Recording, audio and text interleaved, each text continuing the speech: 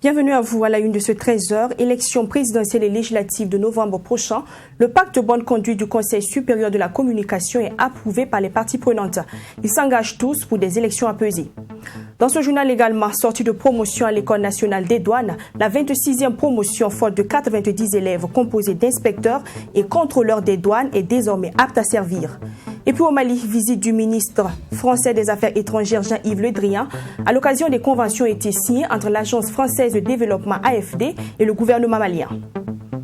Merci de choisir True TV. Bonjour à tous.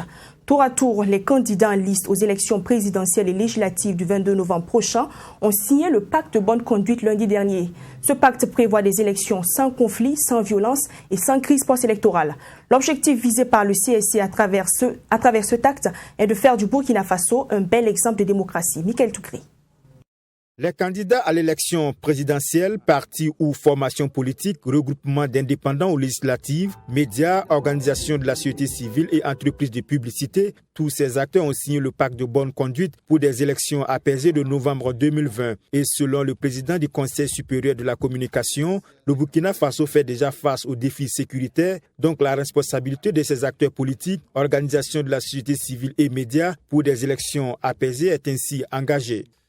En souscrivant aux valeurs contenues dans le pacte de bonne conduite, vous vous engagez, et nous avec vous, à inscrire votre discours dans le cadre d'une saine émulation des idées, c'est-à-dire à faire la critique des programmes politiques et des propositions visant à améliorer la gouvernance politique, économique et sociale dans notre pays. Vous vous engagez par la même occasion à interdire à vos militants toute attitude, tout comportement ou tout propos susceptible de porter atteinte à l'ordre public, à la vie privée, à la dignité humaine et à la cohésion sociale. En apposant leur signature, les acteurs politiques prennent un engagement pour des élections apaisées, même si le chef de file de l'opposition interpelle déjà sur des faits constatés sur le terrain avant l'ouverture des campagnes électorales. Ce pacte met l'accent essentiellement sur le langage et les comportements. Mais il y a des comportements que l'on voit actuellement sur le terrain qui nous posent problème et qui ne semblent pas être pris en compte quand on voit tout ce qu'il y a comme opération de corruption électorale où on prend les cartes d'électeurs des gens, des femmes, pour leur promettre de l'argent sur leur Orange Money, sur leur compte. Ça rentre dans quel contexte et dans quel cadre? Nous nous engageons à faire une campagne qui respecte les principes de la démocratie. Et respecter les principes de la démocratie, c'est respecter aussi l'autre, respecter l'adversaire. Et ne pas considérer quelqu'un comme ennemi.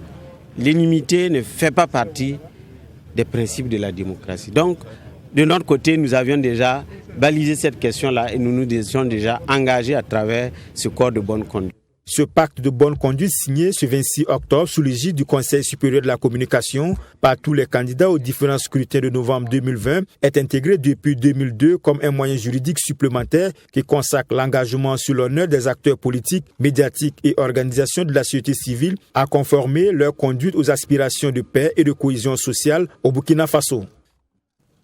90 élèves en fin de formation à l'École nationale des douanes ont reçu leur parchemin hier lundi 26 octobre 2020. Il s'agit de diplômes de contrôleur des douanes et de diplômes d'études supérieures de douane pour les inspecteurs.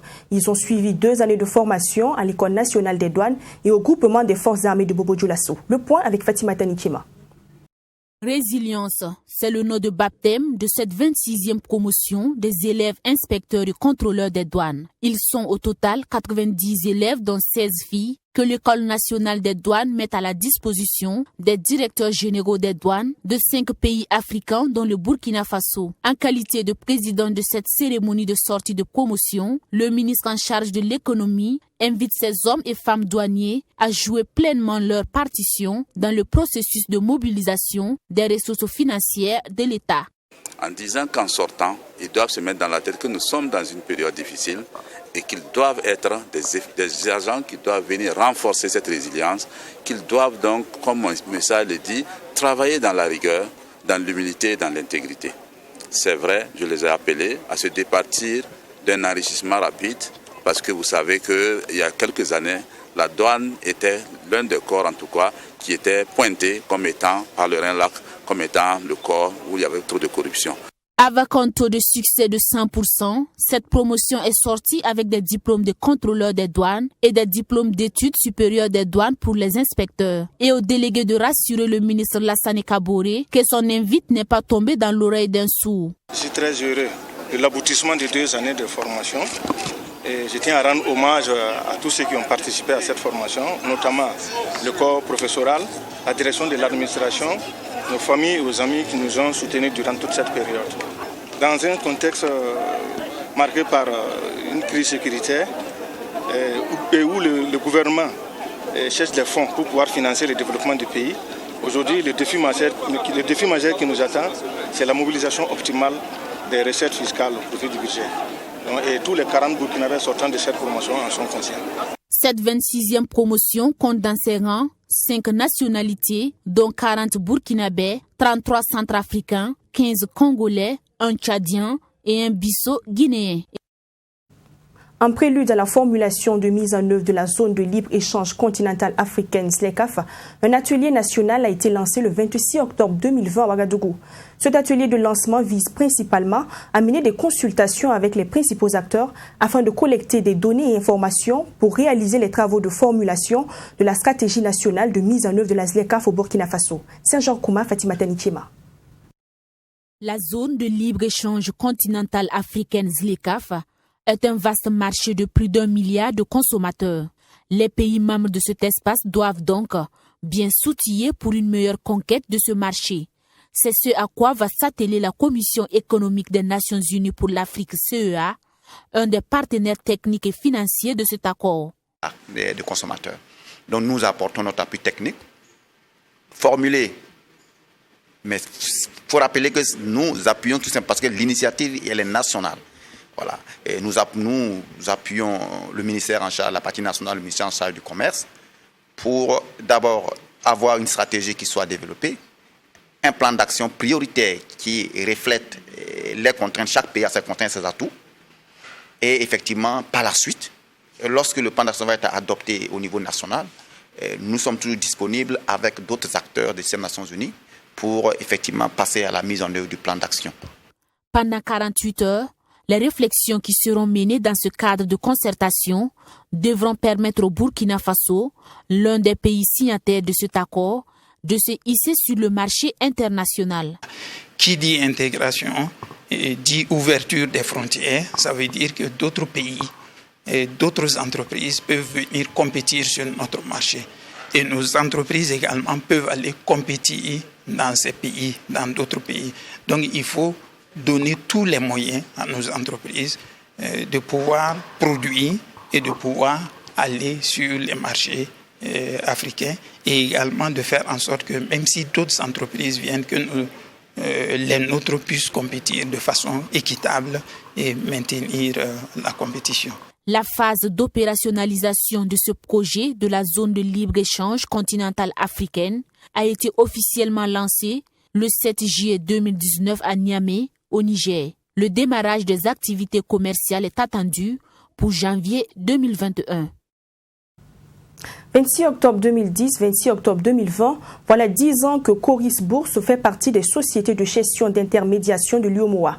En 10 ans, la société enrichisse près de 1300 milliards de francs CFA de rescousse d'emprunts mobilisés. Un jubilé d'état que la société va célébrer jusqu'en fin décembre 2020. Le lancement des activités de cette commémoration a eu lieu hier 26 octobre 2020. Abdourahim Nié. Coris Bourse a 10 ans. Cet instant solennel de coupure de gâteau marque le début d'une série d'activités dans le cadre de la célébration de cet anniversaire.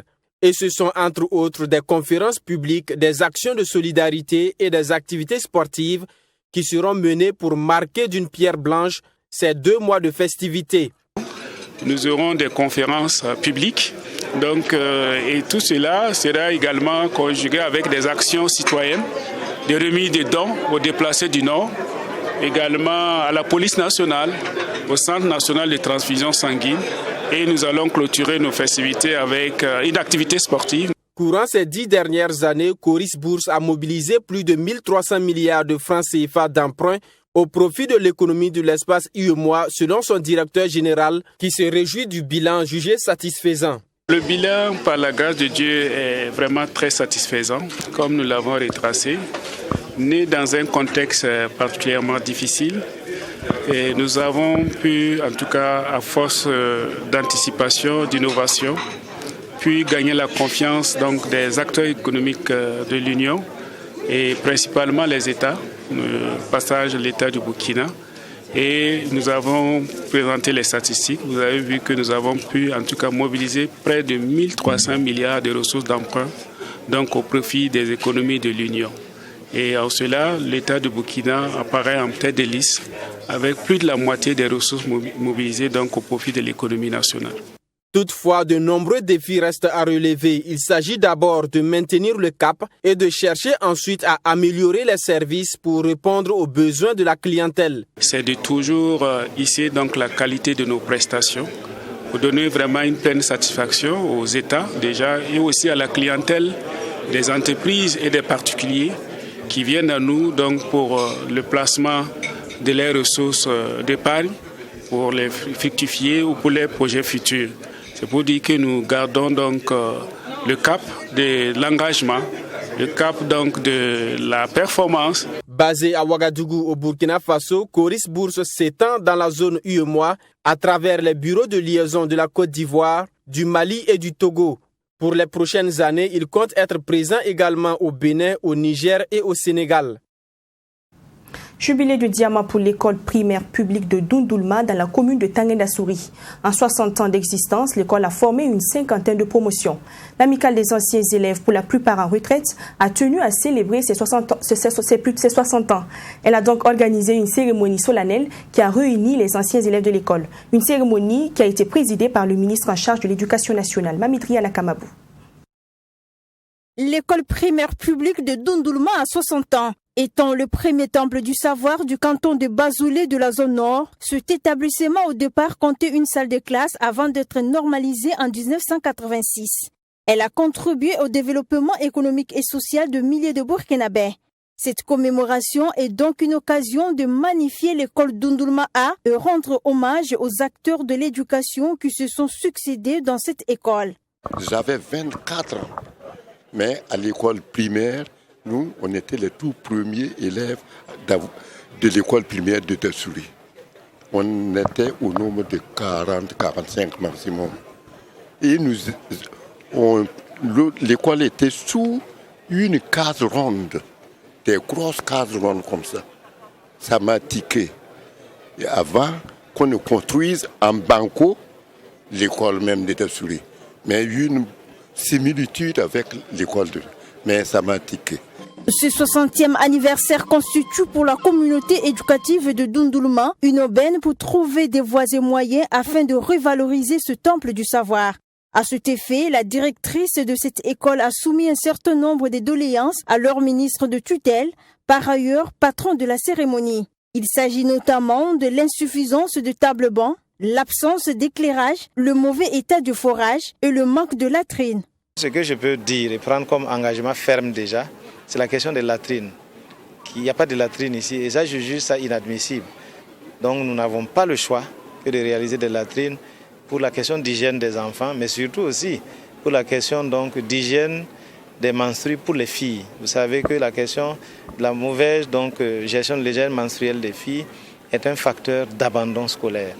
Et donc dans le cadre du programme que nous avons avec le Partenariat mondial pour l'éducation qui nous a octroyé 7 millions de dollars dans le cadre du plan Covid. Nous avons prévu réaliser des latrines et des forages et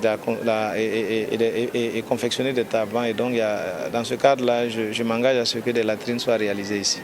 Cette école primaire publique de Dundoulma qui célèbre ses 60 ans compte aujourd'hui 8 enseignants dont 3 femmes. Elle compte 232 élèves. À la session de 2020, l'école a réalisé un taux de réussite de 57% au CEP. Les maladies cancérigènes seront bientôt prises en charge à Bobo-Dioulasso. La ministre de la Santé, Claudine Lougué, a procédé à la pose de la première pierre de la construction d'un centre de chimiothérapie au centre médical avec antenne chirurgicale de Dafra. L'infrastructure, une fois érigée, pourra assurer le dépistage et la prise en charge des patients atteints de cancer. La correspondance de Joseph Koudkou. Dans 18 mois, le CMA de Dafra sera doté d'un centre de radiothérapie. Ce centre de dernière génération sera équipé de matériel de pointe, à en croire la ministre de la Santé. Aujourd'hui, c'est dans la capitale économique du Burkina Faso, cette cité historique de Bobo-Dioulasso, que nous donnons le coup d'envoi des travaux de construction d'un nouveau centre spécialisé. Le centre qui sera construit disposera de toutes les commodités d'un centre de radiothérapie de référence destiné à assurer la prise en charge effective des cas de cancer dans des conditions optimales de qualité. Et Claudine Lougué de préciser que cette pose de la première pierre marque l'aboutissement d'un projet longtemps mûri. Cet investissement, unique en son genre dans la région, va permettre au ministère de la Santé de répondre aux objectifs à lui assignés dans le cadre de la mise en œuvre du Plan national de développement économique et social, en ce qui concerne la garantie des soins de santé de qualité à tous. Il vise globalement à rendre possible la prise en charge complète des cas de cancer. Plus spécifiquement, le projet vise à construire des infrastructures suivant les normes internationales requises pour un centre de radiothérapie, à doter le centre construit en équipement spécifique pour la radiothérapie et en équipement non spécifique, à doter le centre en produits de santé nécessaires pour son démarrage et à doter le centre de ressources humaines nécessaires et qualifiées. Sa réalisation permettra de prendre en charge les populations des 4 régions du Burkina Faso. Je veux parler de la région des Hauts-Bassins, la région des Cascades, la région du Moun, la région du Sud-Ouest et bien sûr les régions des pays environnants. Et pour la construction de cette infrastructure sanitaire, l'État burkinabé bénéficie de l'accompagnement de l'agence d'exécution autrichienne. Elle va coûter un peu plus de 11 milliards de francs CFA. La 7e édition des Penkouni s'est tenue le 24 octobre 2020. Des personnes physiques et morales ont été récompensées pour leurs actions en faveur de la paix et la cohésion au Burkina Faso. L'objectif de cette édition est de sensibiliser à la culture de la paix en cette période électorale. Le thème de cette édition était d'ailleurs « Tenir des élections apaisées et promouvoir la cohésion sociale dans un contexte d'insécurité et de crise humanitaire ». Abdul Rahim Yeye. Pour cette 7e édition, les Penkouni ou Trophée de la paix fixent un objectif majeur qui est de traverser la période électorale sans incident. Pour ce faire, les organisateurs ont lancé un appel à la paix aux candidats en lice pour les élections et à tous les Burkinabés afin que les élections se déroulent dans un climat apaisé. Les Sambis, souvent ils ne comprennent pas la politique. Ils croient que la politique, les gens sont des ennemis entre eux. Les gens sont opposés dans leurs idées, dans leur façon de voir. Ils ne sont pas des ennemis. Voilà un peu. Et donc nous allons jouer notre rôle pour sensibiliser les Sambis, pour qu'ils comprennent que la politique, ce n'est pas la guerre, la politique, ce n'est pas le mirage, la politique, ce n'est pas le désordre, la politique, ce n'est pas la sorcellerie, la politique, c'est la façon de construire la cité, le village. Voilà un peu grosso modo. Et nous voulons que le Burkina Faso reste toujours dans la paix, parce que sans la paix, nous ne pouvons rien faire.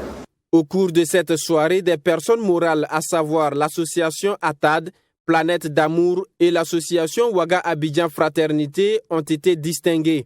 2 personnes physiques ont également reçu chacune un trophée et une attestation. Il s'agit de l'artiste musicien Des Altino et du gouverneur de la région du Centre-Nord, Kazmi Segueda. Ces personnes sont récompensées pour leurs actions de solidarité envers les personnes vulnérables et leur engagement en faveur de la paix. Nous, on faisait nos dons de façon naturelle, mais comme c'est vu par d'autres personnes, moi je pense que ça nous encourage encore à faire mieux. Ça ne veut pas dire que nous sommes les seuls, mais ça nous encourage encore à mieux faire. Donc on dit merci à l'organisation, merci à tous ceux qui ont pensé à moi personnellement. Que Dieu bénisse et Dieu leur donne le courage de continuer à encourager tous ceux qui peuvent encourager les Burkinabés et qui peuvent aider les Burkinabés. D'autres structures telles que les engagements nationaux, la Sotraco et la CNDH ont reçu des prix d'encouragement pour leurs actions visant le bien-être social. Les promoteurs ont invité tous les Burkinabés à être des acteurs de paix afin que la politique ne soit pas une source de division en cette période électorale. La 3e édition de la Nuit des sponsors a été organisée par le gouvernorat de la région du Centre. Elle s'est tenue le vendredi 23 octobre dernier à l'espace culturel Dieudonné. Elle marque la fin des 96 heures débutées le mercredi 20 octobre dernier. Plus d'une vingtaine de partenaires financiers se sont vus gratifiés de certificats de reconnaissance. Raquel Tabilgo Abdourahim. Cette cérémonie marque le clou des 96 heures de la région du Centre, placée cette année sous le thème « La culture de la paix, prévention et gestion des crises, gage d'une cohésion sociale durable ». Occasion pour dresser le bilan de la 3e édition qui s'est tenue du 20 au 23 octobre 2020. Durant ces 4 jours, plusieurs activités ont été menées avec en ligne de mire la promotion de la cohésion et de la paix dans la région du Centre. Nous avons initié les 96 heures pour mener un paquet d'activités en quelques jours. Effectivement, au cours de ces 96 heures, nous avons organisé le dépistage des cancers de col de l'utérus au profit des femmes. Nous avons organisé le dépistage des troubles visuels suivis de correction pour toute la population. Nous avons organisé des activités de sensibilisation dans toutes les 6 communes rurales de la région du Centre pour la culture de la paix, la cohésion sociale. Et nous avons organisé un grand panel au CBC pour sensibiliser la population de la ville de Ouagadougou sur la paix, le civisme et la cohésion sociale. En tout cas, il y a un paquet d'activités qui a été réalisé au cours des 96 heures de la région du Centre. Par cette activité dénommée la Nuit des sponsors, le gouverneur de la région du Centre vient exprimer sa reconnaissance et sa gratitude aux entreprises, sociétés et institutions qui ont permis la tenue de cette 3e édition des 96 heures. Des remerciements qui se sont matérialisés par la remise d'attestations. L'initiative, justement, comme vous le constatez, nous sommes partis depuis 2017 pour réaliser cette activité. Mais comme vous le constatez, la région du Centre, le gouvernorat de la région du Centre n'a pas un budget. Nous n'avons pas de budget. Et donc, il a fallu que des partenaires s'engagent à nous accompagner pour réaliser cette activité au regard justement de ces objectifs. Les objectifs, c'est quoi? C'est pouvoir faire en sorte que dans la région du Centre, on puisse travailler à la paix, travailler au règlement des conflits de façon à l'amiable et réduire le nombre de conflits. Pour le représentant du ministre du Commerce, de l'Industrie et de l'Artisanat, parrain de cet événement, les 96 heures de la région du Centre ont tenu toutes ces promesses et sont une initiative que le ministère s'engage à accompagner. Visite du ministre français des Affaires étrangères Jean-Yves Le Drian au Mali.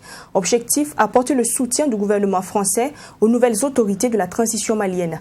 Des conventions de plusieurs milliards de francs CFA ont été signées à l'occasion entre l'Agence française de développement AFD et le gouvernement malien. C'est la première visite d'un haut responsable français au Mali depuis la chute du régime d'Ibrahim Boubacar Keïta. Reportage Bourema Soulo, notre correspondant permanent au Mali. Première visite d'un haut responsable français depuis le coup d'État du 18 août dernier. Le ministre français des Affaires étrangères s'est dit présent au Mali pour les relations entre Paris et Bamako. La visite est aussi l'occasion pour les deux pays de signer des conventions à plusieurs milliards de francs CFA. Jean-Yves Le Drian exprime aussi les attentes de la communauté internationale aux autorités de la transition. Les efforts du nouveau gouvernement pour reviser le cadre électoral et préparer les élections crédibles, renforcer la gouvernance, lutter contre l'impunité, mettre en œuvre l'accord pour la paix et la réconciliation, faire face à la menace terroriste, tout cela reste décisif.